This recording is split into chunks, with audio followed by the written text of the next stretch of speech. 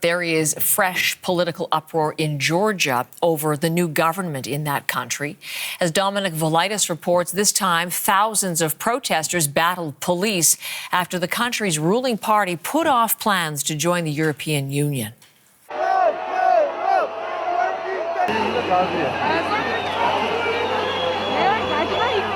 Protests reported in towns and cities across Georgia last night, but some particularly remarkable scenes in the capital, Tbilisi, where thousands of people took to the streets, and some significant violence reported there too. More than 40 people were arrested, 32 police officers were injured, and police had to use water cannon against protesters who had set up barricades in the street. They also used tear gas and pepper spray to subdue some of those crowds.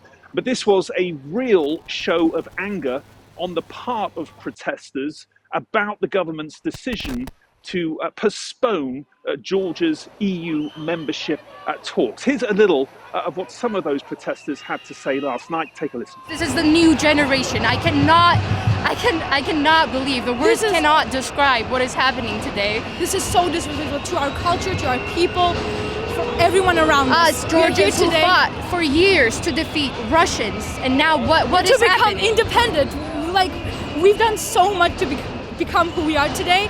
Now, the government's decision to postpone Georgia's EU membership bid came just hours after the European Parliament voted to withhold recognition of the country's recent election and called for a rerun, citing what it called as, quote, significant irregularities, unquote. In the run-up to that election, there were several allegations of Russian interference, and the governing party, the Georgia Dream Party, has been repeatedly accused of trying to reorientate Georgia away from the European Union and towards Russia.